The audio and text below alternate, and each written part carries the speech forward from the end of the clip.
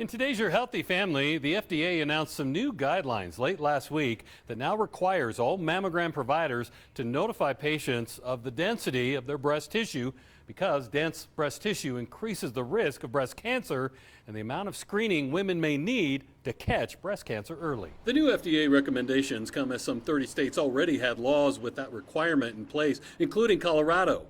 Dr. Olga Mengin, a board-certified radiologist and the medical director of breast imaging for UC Health Memorial in the Springs, is also a fellowship-trained breast imaging doctor and was already focused on this important topic when I spoke to her in October as part of Breast Cancer Awareness Month. So Colorado's law is unique in that it says we have to provide notification to any woman on her dense breast tissue. So if a woman has dense breast tissue, we will need to send her a letter with notification you do have dense breast tissue and what that means in layman's terms. Explaining dense breast tissue is something Dr. Mengin does with patients regularly. And so I'm going to use my hand as an example here.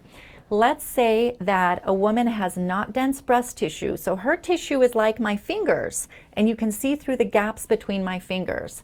And I'm going to use this plant here. So if let's say this leaf here is a breast cancer. If I put the leaf between my fingers, we can see it. And so we can see a very small cancer within that breast tissue because there's lots of gaps between it. Whereas if tissue is dense, it's like the palm of my hand. And let's say this leaf again is a small cancer, I can hide that leaf behind the palm of my hand, and that leaf needs to become bigger before we can see it peeking out from behind my palm.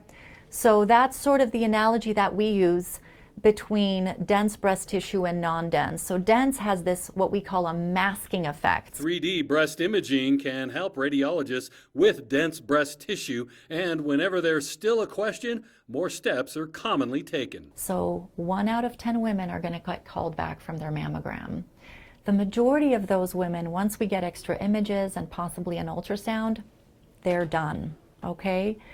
Just a small percentage of those women are then going to need a biopsy. But even that, the biopsies are mostly benign. So only a small percentage of women who need a biopsy will actually be diagnosed with breast cancer. Screening and early detection remain the very best ways to prevent cancer deaths. For Your Healthy Family, I'm Ira Cronin. For more health stories, head to yourhealthyfamily.com.